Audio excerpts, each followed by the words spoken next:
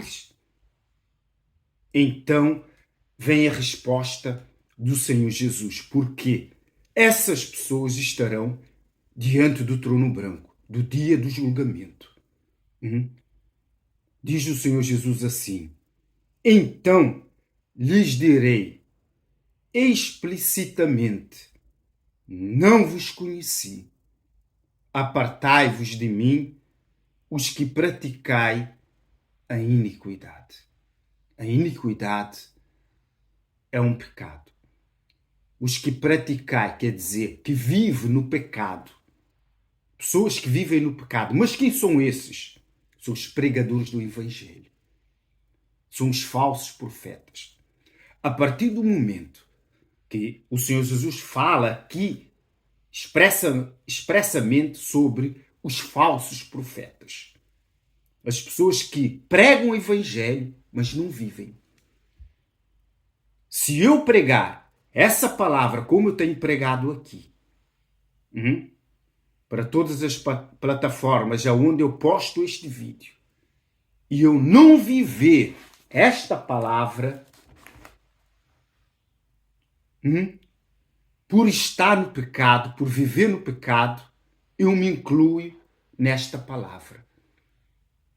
Assim há muitos pecadores aqui online que pregam, mas não vivem, porque vivem no pecado. Então, para Deus, são chamados o quê? De hipócritas. São falsos profetas, porque pregam a palavra de Deus, mas não vivem. Assim será, como está escrito sobre a apostasia dos últimos tempos. Ali no livro de de Timóteo, Paulo fala assim, quando escreveu a carta para Timóteo, ele fala assim, ensinando a Timóteo, alertando a Timóteo sobre os falsos profetas. Timóteo 4, logo no capítulo 1, ele fala assim, João escreveu para Timóteo assim, ora, o Espírito afirma, quer dizer, o Espírito Santo, expressamente, que nos últimos tempos, alguns, não são todos, apostatarão da fé. Quer dizer, apostar da fé é negar a fé. Não é? Pessoas que deixam de viver a palavra de Deus como ela é. Mudam o Evangelho. Pregam segundo o que elas acham. E ele continua a dizer assim, por obedecerem a espíritos enganadores e a ensino de demônios. Pela hipocrisia dos que falam mentiras e têm cauterizada a própria mente. Não é? Quer dizer, você vê que a pessoa, quando ela vive no pecado, ainda que ela tenha sido um homem verdadeiramente de Deus, não é? Tendo recebido o Espírito Santo, mas como decidiu viver no pecado, o Espírito Santo sai. A partir desse momento que ele continua a pregar o Evangelho sem o Espírito Santo, não é? Ele cai dentro dessa palavra que acabamos de ler em Mateus, não é? Que o Senhor Jesus disse, eu não vos conheço, vós que praticais a iniquidade. E também se inclui todas as outras religiões, não é? Que pregam o Evangelho, mas não vivem a palavra de Deus. Como diz que proíbem o casamento. Ou outras coisas diferentes também que hoje em dia acontece dentro do mundo evangélico.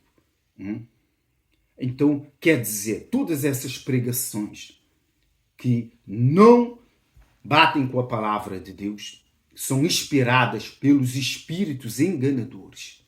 Muita gente prega baboseiras na internet, porque na verdade não habita neles o Espírito do Deus vivo. São essas pessoas que vão ser condenadas e vão estar diante do trono branco para serem julgadas pelo Senhor Jesus. Mas muitos dirão, não é? Em teu nome não expulsamos demônios? Sim, pode até ser que no nome do Senhor Jesus usaram o nome do Senhor Jesus para expulsar demônios, para curar enfermos, não é? Mas aqui Paulo fala por obedecerem a espíritos enganadores. Quer dizer, na verdade, usaram o nome do Senhor Jesus, mas não expulsaram demônios. Na cabeça, no entendimento dessa pessoa, expulsaram os demônios. Mas se estão enganados pelos espíritos enganadores, então uma casa dividida, não vai prosperar, não é? Os demônios não estão divididos entre si. Demônio não expele demônios, não é? Então pode-se ver quando a pessoa, não é, faz o abandono da fé, que se chama apostasia, automaticamente, não é? O Espírito Santo sai, se essa pessoa realmente uma vez foi de Deus. Mas há outras pessoas que pregam o Evangelho, não é? Nunca receberam o Espírito Santo. São todos considerados pelo Senhor Jesus falsos profetas, hipócritas, porque vivem no pecado. Não é? Afastai-vos de mim, vós que praticais a iniquidade. Aqui você pode entender as palavras do Senhor Jesus e o que o Espírito Santo fez entender a Paulo quando ele escreveu a Timóteo sobre a apostasia dos últimos tempos. Ele não fala a muitos nem a todos, mas ele fala a alguns, não é?